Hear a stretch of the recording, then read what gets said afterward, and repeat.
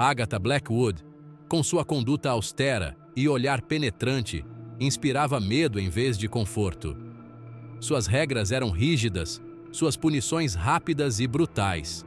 As crianças, antes vibrantes e cheias de vida, tornaram-se retraídas e medrosas. Sussurros de crueldade e negligência começaram a circular pela cidade. Histórias de crianças desaparecendo para nunca mais serem vistas tornaram-se uma realidade assustadora. Pais, antes ansiosos para oferecer a seus filhos refúgio dentro das paredes de Blackwood, agora se agarravam a eles em desespero. Os portões antes acolhedores tornaram-se um símbolo de pavor. O riso de crianças brincando no jardim foi substituído por um silêncio inquietante, quebrado apenas pelo rangido melancólico do balanço balançando ao vento. Os moradores da cidade, inicialmente indiferentes aos rumores, não podiam mais ignorar a verdade arrepiante. Crianças estavam desaparecendo da mansão Blackwood, seus desaparecimentos envoltos em mistério. A outrora grandiosa mansão, agora envolta em medo e suspeita, tornou-se um espectro assombrado que pairava sobre a cidade. Agatha Blackwood, inflexível em sua autoridade, silenciava qualquer dissidência com punho de ferro. Ela governava a mansão Blackwood com mão de ferro. Sua palavra era lei. Os funcionários, subjugados, faziam vista grossa às suas atrocidades. O medo, ao que parecia, tinha permeado cada canto da instituição outrora nobre.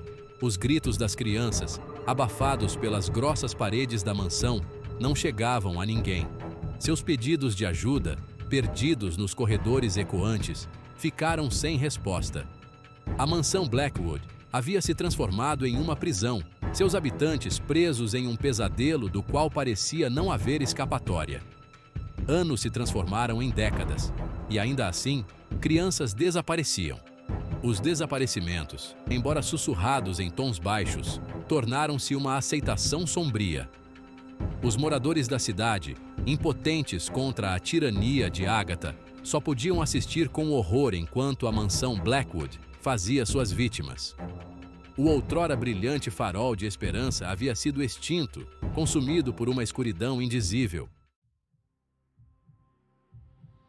Então, tão abruptamente quanto os desaparecimentos começaram, eles pararam. O último desaparecimento conhecido foi o do jovem Timmy Carter, um menino de 10 anos com olhos azuis como o céu de verão. Ele foi visto pela última vez brincando no jardim crescido da mansão, seu riso ecoando pelo pátio vazio. Então, silêncio. Os moradores da cidade, acostumados à rotina arrepiante de desaparecimentos, ficaram perplexos com essa parada repentina. Sussurros se transformaram em perguntas, perguntas em exigências por respostas. As autoridades, há muito complacentes em sua inação, foram finalmente forçadas a investigar. O peso de anos de perguntas sem resposta e súplicas ignoradas recaiu sobre eles, exigindo justiça. Um contingente de policiais subiu a colina da viúva, seus rostos sérios, seus passos pesados com o peso da tarefa que tinham pela frente. Eles entraram na mansão Blackwood, sua presença um contraste gritante com o silêncio opressivo que reinava por tanto tempo. Mas Agatha Blackwood, a arquiteta dos horrores que se desenrolaram dentro daquelas paredes, não estava em lugar nenhum.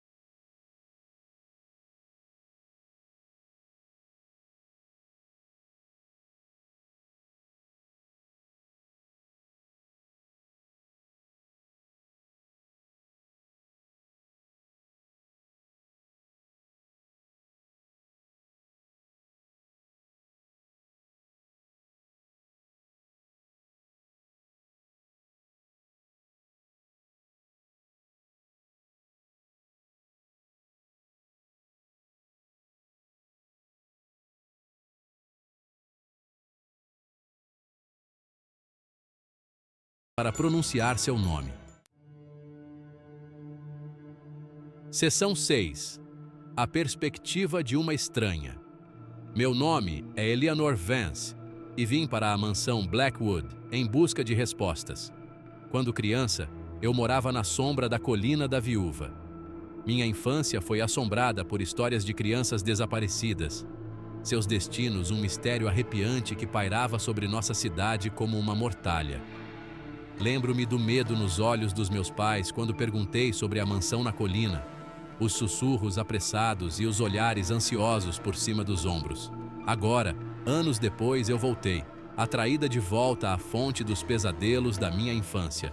Passei anos pesquisando a história da mansão Blackwood, debruçada sobre antigos artigos de jornal, entrevistando moradores que relutavam em falar do passado. Cada informação, cada relato sussurrado, apenas aprofundava o mistério que cercava a mansão.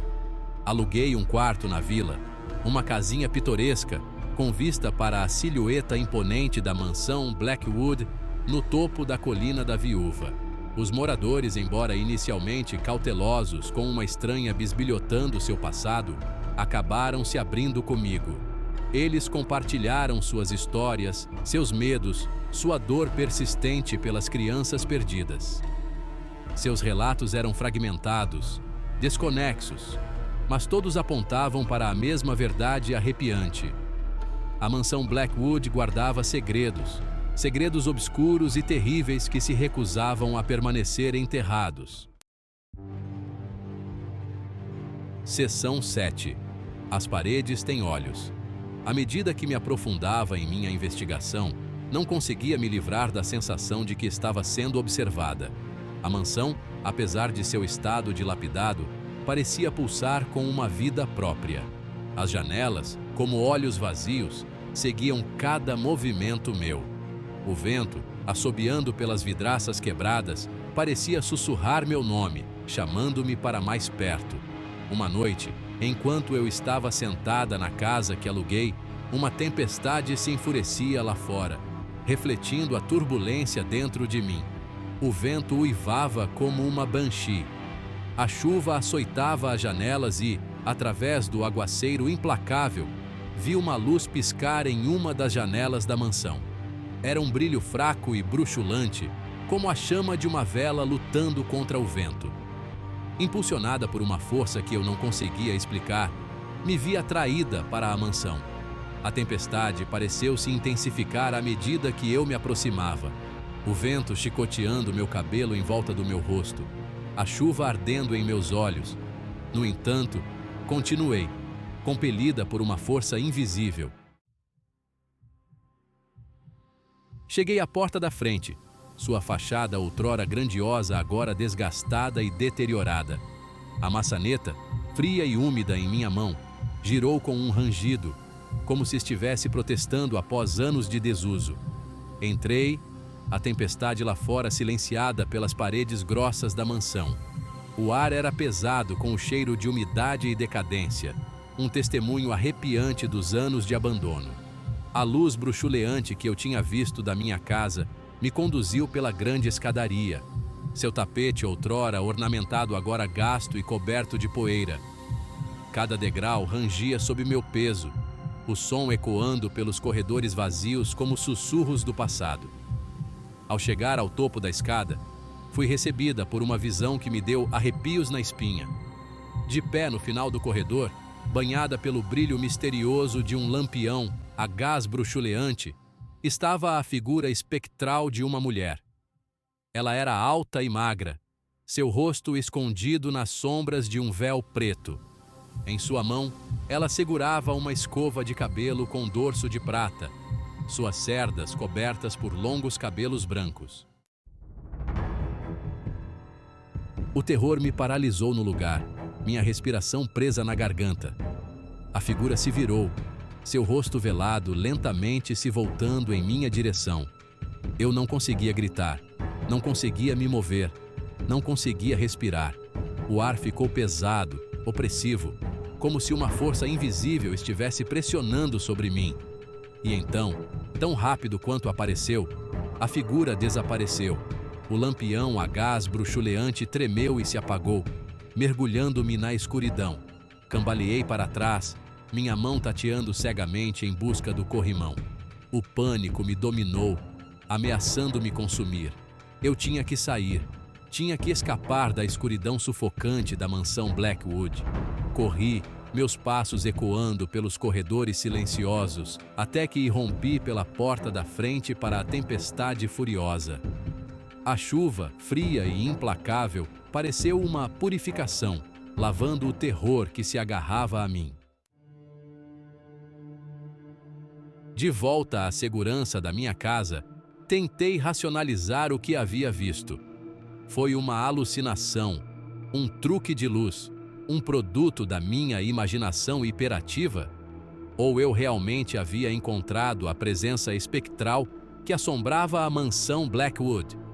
Apesar do meu medo, não conseguia me livrar da sensação de que estava mais perto do que nunca de descobrir a verdade. Passei os dias seguintes pesquisando arquivos locais, procurando por qualquer menção à mulher espectral com a escova de cabelo com dorso de prata.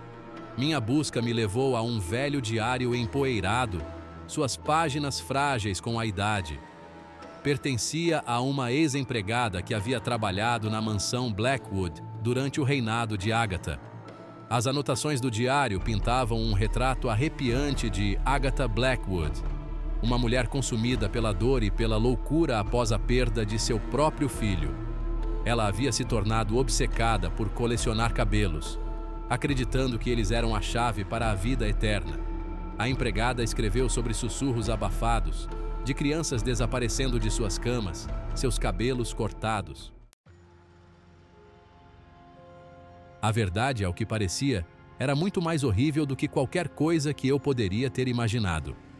Agatha Blackwood, movida por sua própria dor distorcida, havia se aproveitado dos inocentes, roubando suas vidas em uma tentativa desesperada de enganar a morte.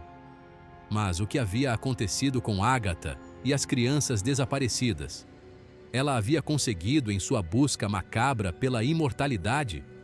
Ou os espíritos de suas vítimas se levantaram para se vingar? As respostas, eu temo, permanecem trancadas dentro das paredes decadentes da mansão Blackwood.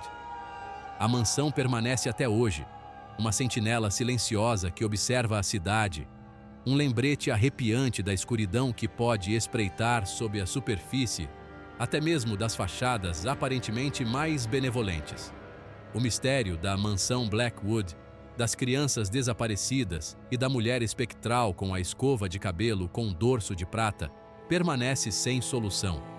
Talvez, caro leitor, você tenha percepções ou teorias que poderiam lançar luz sobre essa história assustadora. Compartilhe seus pensamentos, se tiver coragem, pois a verdade, como as sombras que se agarram à mansão Blackwood, se recusa a ser silenciada.